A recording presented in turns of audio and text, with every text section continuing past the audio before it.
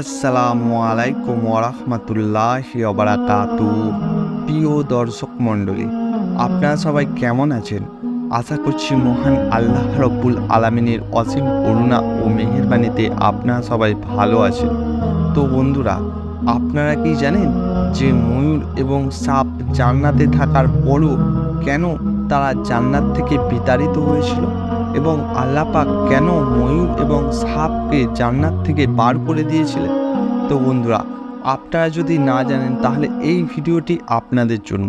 হ্যাঁ বন্ধুরা, ভিডিওটি স্কিপ না করে ভিডিওটি সম্পূর্ণ দেখুন।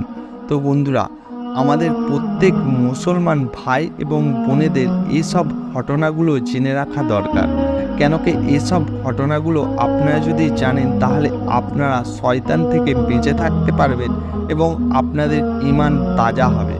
তো বন্ধুরা, চলুন আমরা জেনে নিই যে আল্লাহ পাক কেন ময়ূর এবং সাপকে জান্নাত থেকে বিতাড়িত করেছিলেন। তো বন্ধুরা, যখন হযরত আদম আলাইহিস সালামকে আল্লাহ পাক সৃষ্টি করলেন তখন শয়তান ইবলিসকে আল্লাহ পাক হযরত আদম আলাইহিস সালামকে সিজদা করার জন্য নির্দেশ দিলেন এবং এই সিজদা অমান্যর জন্য আল্লাহ পাক শয়তান ইবলিসকে জান্নাত থেকে বিতাড়িত করলেন। এবং যখন হযরত আদম আলাইহিস সালাম জান্নাতে থাকলেন তখন হযরত আদম আলাইহিস সালাম কিন্তু জান্নাতে একা একা থাকতে হযরত আদম আলাইহিস সালামের ভালো লাগছিল না। তখন আল্লাহ পাক হযরত আদম আলাইহিস সালামের ডান পাঁজর থেকে একটি হাড় নিয়ে আল্লাহ পাক মা হাওয়া আলাইহিস সালামকে সৃষ্টি করলেন এবং জান্নাতেই তিনাদের বিবাহ সম্পূর্ণ করলেন। তখন হযরত আদম আলাইহিস সালাম এবং মা হাওয়া আলাইহিস সালাম জান্নাতে খুব সুখে থাকতে লাগলেন এবং তখন শয়তান ইবলিস কিন্তু ক্ষোভে ফেটে উঠছিল। কেন কি সেই আদম আলাইহিস সালামের জন্য ইবলিসকে আল্লাহ পাক জান্নাত থেকে বিতাড়িত করেছিলেন এবং তাকে চিরতরে শয়তানি আখ্যা দিয়েছিলেন। এবং সেই সময় কিন্তু জান্নাত থেকে ময়ূর এবং সাপ বেরিয়ে এসে মাঝে মাঝে বাহিরে ঘোরাফেরা করে আবার জান্নাতে ফিরে যেত। একদিন ময়ূর এবং সাপ যখন বাহিরে ঘোরাফেরা করছিল তখন শয়তান ইবলিস সেই সাপ এবং ময়ূরকে প্রলোভন দেখালে যে, হে আমার বন্ধু, তুমি আমাকে জান্নাতে নিয়ে চলো। তখন ময়ূর এবং সাপ বলল যে আমরা আল্লাহ পাককে খুব ভয় করি, আল্লাহ পাক তোমাকে জান্নাতে নিয়ে যেতে নিষেধ করেছে, এই জন্য আমরা তোমাকে জান্নাতে নিয়ে যেতে পারবো না। তো বন্ধুরা, তখন ইবলিস শয়তান সাপ এবং ময়ূরকে বিভিন্ন রকম প্রলোভন দেখিয়ে সেই ময়ূর এবং সাপের সঙ্গে জান্নাতে প্রবেশ করলেন। হ্যাঁ বন্ধুরা, সেই ময়ূর এবং সাপকে শয়তান ইবলিস বিভিন্ন রকম প্রলোভন দেখিয়ে সেই ময়ূর এবং সাপের সাথে জান্নাতে প্রবেশ করলেন এবং জান্নাতে প্রবেশ করার পর শয়তান ইবলিস হযরত আদম আলাইহিস সালাম এবং মা হাওয়া আলাইহিস সালামকে সেই গন্ধম ফল খাওয়ার প্রলোভন দেখালেন। যে গন্ধম গাছের তলায় হযরত আদম আলাইহিস সালাম মা হাওয়া আলাইহিস সালামকে আল্লাহ পাক যেতেও নিষেধ করেছিলেন, সেই গন্ধম ফল খাওয়ার জন্য ইবলিস সে মা হাওয়া আলাইহিস সালাম এবং হযরত আদম আলাইহিস সালামকে প্রলোভন দেখালেন। কিন্তু হযরত আদম আলাইহিস সালাম তখন বললেন যে এই ফল খাওয়া তো দূরের কথা, এই গাছের তলায় যেতেও আল্লাহ পাক আমাদেরকে নিষেধ করেছেন এবং আল্লাহর নিষেধ আমি অমান্য করব না। আল্লাহ পাক যখন নিষেধ করেছে নিশ্চয় আমাদের ভালাইয়ের জন্য নিষেধ করেছেন।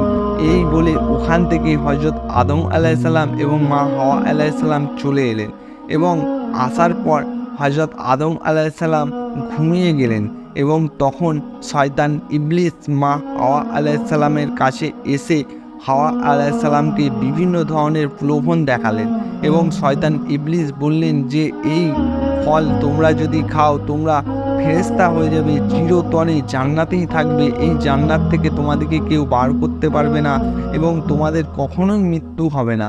এই ধরনের প্রলোভন দেখানোর পর মা হাওয়া আলাইহিস সালাম সেই গাছের তলায় গিয়ে দুটো ফল সেই গাছ থেকে ছিঁড়ে ফেললেন এবং ছিঁড়ার পর সেই ফল মা হাওয়া আলাইহিস সালাম প্রথমে ভক্ষণ করলেন এবং তারপর আদম আলাইহিস সালামকে ভক্ষণ করাবার চেষ্টা করলেন এবং আদম আলাইহিস সালাম তখন বললেন যে আল্লাহ পাক এই ফল খেতে বারণ করেছে, আমি কখনোই এই ফল খাবো না। কেন কি আল্লাহ রব্বুল আলামিন আমাকে সৃষ্টি করেছে, আল্লাহ রব্বুল আলামিন আমাকে এত বড় নিয়ামত দিয়েছেন, সেই আল্লাহ রব্বুল আলামিনের নাফরমানি আমি করব না।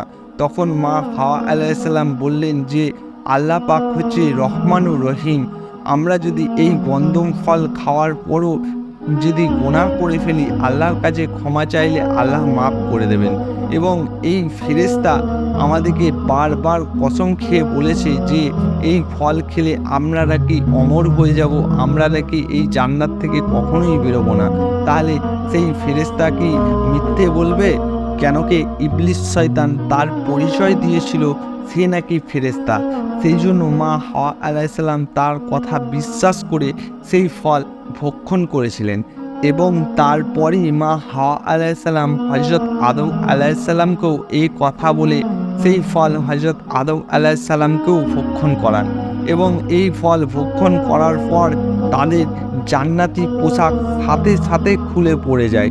হ্যাঁ বন্ধুরা, তারা যে জান্নাতে ছিল সেই জান্নাতি যে পোশাক ছিল সেই পোশাক কিন্তু সাথে সাথেই তাদের খুলে পড়ে যায়। এবং আল্লাহ পাক তখন তাদেরকে সেই জান্নাত থেকে বিতাড়িত করে। হ্যাঁ বন্ধুরা, এই ফল খাওয়ার পর আল্লাহ পাক তাদেরকে জান্নাত থেকে বিতাড়িত করে এবং তাদেরকে এই পৃথিবীতে প্রেরণ করেন বা দুনিয়াতে তাদেরকে ফেলে দেয়। হ্যাঁ বন্ধুরা, হযরত আদম আলাইহিসসালামকে এবং মা হাওয়া আলাইহিসসালামকে আল্লাহ পাক জান্নাত থেকে বের করে এই পৃথিবীতে প্রেরণ করে এবং সাথে সাথে সাপকে এবং ময়ূরকেও জান্নাত থেকে বের করে দেন এবং জান্নাত থেকে বের করে এই দুনিয়াতে ফেলে দেয়।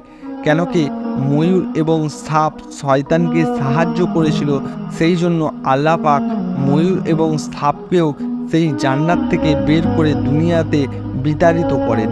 তো বন্ধুরা, এ থেকেই আপনারা বুঝতে পারছেন যে আল্লাহ পাক কেন ময়ূর এবং সাপকে জান্নাত থেকে বের করে দিয়েছিল। তো বন্ধুরা, আল্লাহ পাক ময়ূর এবং সাপকে শয়তানের সাহায্য করার জন্য জান্নাত থেকে বিতাড়িত করে দিয়েছিল। তো বন্ধুরা, আপনাদেরকে বলে রাখি যে যখন ময়ূর এবং সাপ জান্নাতে ছিল তখন ময়ূর এবং সাপ খুবই সুন্দর ছিল। হ্যাঁ বন্ধুরা, ময়ূর খুবই সুন্দর ছিল, তার পাও যেরকম সুন্দর ছিল তার পাখনাও সেরকম সুন্দর ছিল। তো বন্ধুরা, এই শয়তানকে সাহায্য করার জন্য আল্লাহ পাক ময়ূরের পাকে কুচ্ছিত করে দেন। হ্যাঁ বন্ধুরা, আল্লাহ পাক ময়ূরের পাকে কুচ্ছিত করে দিয়ে তাকে দুনিয়াতে প্রেরণ করে এবং সাপের মুখে তখন বিষ ছিল না, তখন সাপের মুখ থেকে সুগন্ধ বার হতো। হ্যাঁ বন্ধুরা, যখন সাপ জান্নাতে থাকতো বা জান্নাতে ছিল তখন সাপের মুখ থেকে সুগন্ধ ছাড়তো এবং সাপের পা ছিল, সাপ পায়ে হেঁটে চলতো। তো বন্ধুরা, এই শয়তানকে সাহায্য করার জন্য আল্লাহ পাক সাপের পাকে কেড়ে নেয় এবং সাপের মুখে বিষ দিয়ে দেয় তার সুগন্ধ কেড়ে নিয়ে। তো বন্ধুরা, এ থেকেই আপনারা বুঝতে পারলেন যে শয়তানকে সাহায্য করার জন্য আল্লাহ পাক ময়ূর এবং সাপকে জান্নাত থেকে বিতাড়িত করে তাদের এই দুর্দশা করেছিল। তো বন্ধুরা, এর জন্যই কিন্তু আল্লাহ পাক ময়ূর এবং সাপকে জান্নাত থেকে বের করে দিয়েছিল, শুধুমাত্র শয়তানকে সাহায্য করার জন্য। তো বন্ধুরা, আপনারাই ভাবুন, ময়ূর এবং সাপ যদি শয়তানকে সাহায্য করার জন্য আল্লাহ পাক তাদেরকে জান্নাত থেকে বের করে দেয়, তাহলে আপনার আমার কি দশা হবে। তো বন্ধুরা, আমরা তো সকলেই শয়তান হয়েই বসে আছি।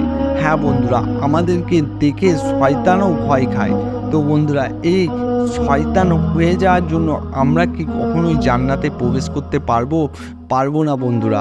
তাই বলছি বন্ধুরা, আপনারা পরিবর্তন হন এবং আল্লাহর উপরে ভরসা রাখুন, আল্লাহর হুকুম আকরামকে মেনে চলুন, আল্লাহর নির্দেশকে মেনে চলুন, 5 ওয়াক্ত নামাজ পড়ুন, আল্লাহর ফরজ নিয়মগুলো আপনারা মানুন এবং সেই মহান আল্লাহ রব্বুল আলামিনকে রাজি খুশি করুন। আপনাদের সকল প্রকার দুঃখ আল্লাহ পাক দূর করে দেবেন এবং আল্লাহ পাক আপনাকে জান্নাত দান করবেন। তো বন্ধুরা, এই ছিল ভিডিও। যদি ভিডিওটি আপনাদের ভালো লেগে থাকে, আপনাদের উপকারে লেগে থাকে, অবশ্যই আমার ভিডিওটিতে একটি লাইক দিয়ে দেবেন এবং আমার চ্যানেলটিকে সাবস্ক্রাইব করে নেবেন। তো বন্ধুরা, আপনারা ভালো থাকবেন, সুস্থ থাকবেন এবং নিজের যত্ন নেবেন। তো বন্ধুরা, আমার জন্য দোয়া করবেন। আসসালামু আলাইকুম ওয়া রাহমাতুল্লাহি ওয়া বারাকাতুহু।